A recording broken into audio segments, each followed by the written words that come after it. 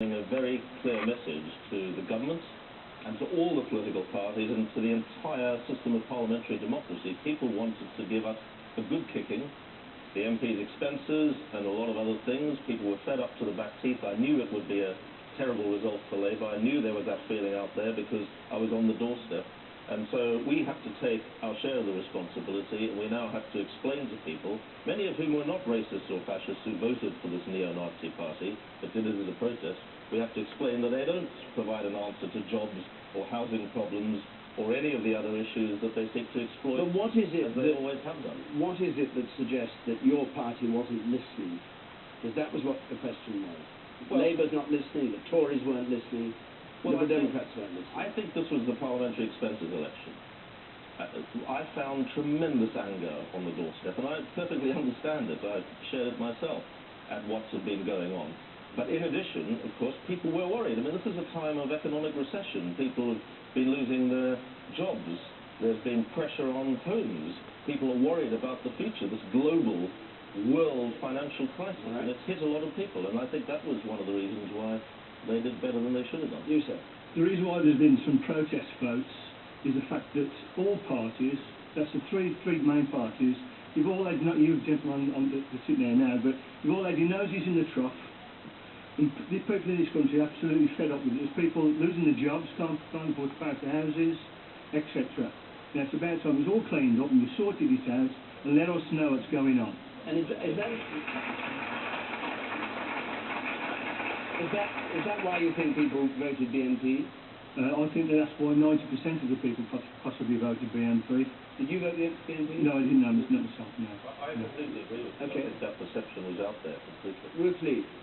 I think it's actually more specific than that, the BNP in particular really addressed an issue that is not dealt with by the main parties and not by the Labour government.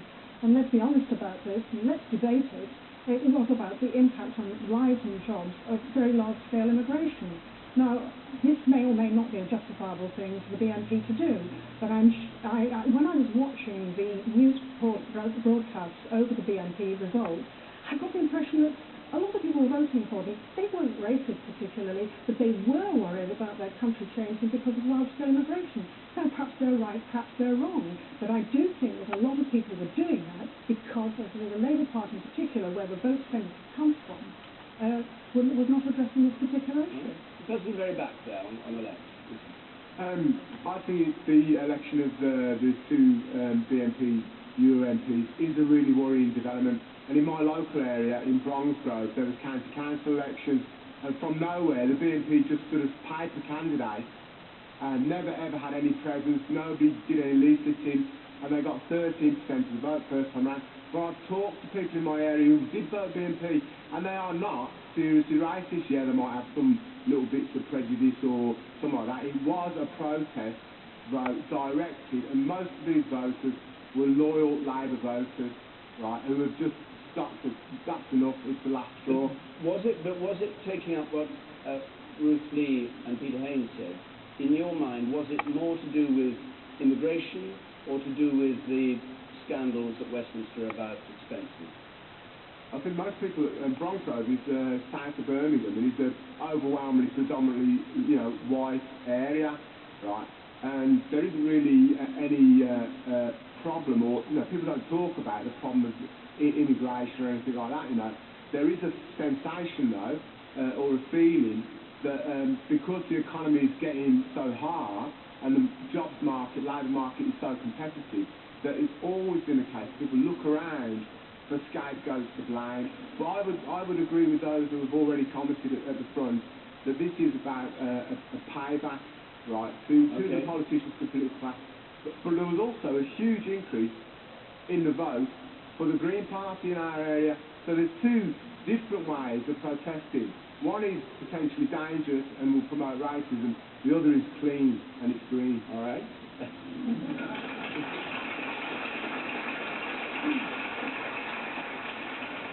It took you a bit of time to get there, but you got there. Caroline Spellman. Of course, I perfectly understand why members of the public are so angry with politicians and why people wanted to protest. But I think lots of people actually did not understand really what the BNP does stand for, and we all have a responsibility, I think, to spell it out, that they do incite hatred and racial division. And people that I spoke to on the doorstep didn't necessarily always understand that. But I think there were mixed motives when people were going to the polls last week, and there was, of course, the protest vote of people actually staying at home.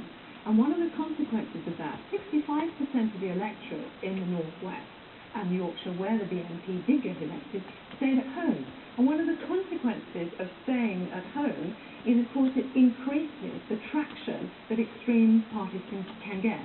So certainly what the Conservative Party tried to do was give people the choice, at least, in every seat that where the BNP was standing, just give people the choice to vote Conservative. And I think that is what every mainstream party actually has to do. But what about what Ruth Lee said about immigration being at the heart of it?